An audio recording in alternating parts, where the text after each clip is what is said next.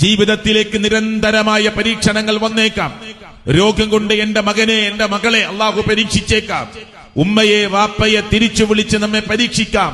പ്രിയപ്പെട്ടവരെ, ആകെ കാത്തിരുന്ന് 10 കൊല്ലം 15 കൊല്ലം ദാമ്പത്യ ജീവിതത്തിൽ പ്രാർത്ഥനകളും ട്രീറ്റ്മെന്റുകളും നടത്തി അള്ളാഹു കനിഞ്ഞു നൽകിയ സന്താനത്തെ പ്രിയപ്പെട്ടവരെ ഒരുപക്ഷെ അള്ളാഹു കടുത്ത രോഗം കൊണ്ട് പരീക്ഷിക്കുമ്പോ പലരും നമ്മുടെ ചെവിയിൽ പിറുപിറുക്കും.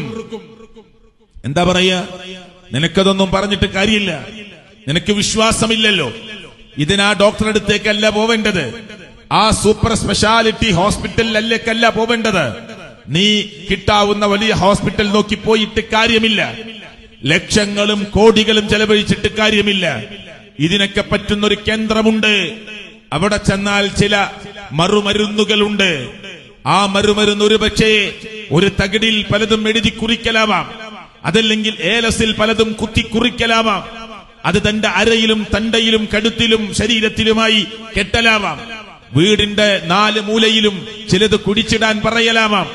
പ്രിയപ്പെട്ടവരെ, സന്താനത്തെ തന്ന ലോകത്തിന്റെ രക്ഷിതാവായ അള്ളാഹു ആ മനുഷ്യനെ പരീക്ഷിക്കുന്ന രീതിയാണത്.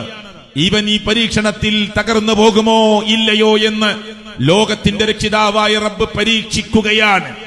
പലരുടെയും പിറുപിറുക്കൽ കേട്ട് ആ സഹോദരനും സഹോദരിയും തന്റെ മകനെയും കൂട്ടി ഏതെങ്കിലും നേരത്തെ ഇവിടെ സൂചിപ്പിച്ചതുപോലെ മക്ബറകൾ തേടിയോ, സിദ്ധന്മാരെ തേടിയോ, ബീവിമാരെ തേടിയോ, ഹോജമാരെ തേടിയോ കടന്നുപോയി അള്ളാഹുവിന് ഇഷ്ടമില്ലാത്ത ചില ചെപ്പടി വിദ്യകൾ ചെയ്യുമ്പോ ലോകത്തിന്റെ രക്ഷിതാവായ റബ്ബിന് അതൊരിക്കലും ഇഷ്ടപ്പെടുകയില്ല എന്നത്, അതാണ് അള്ളാഹുവിന്റെ ദീനിന്റെ പ്രത്യേകത.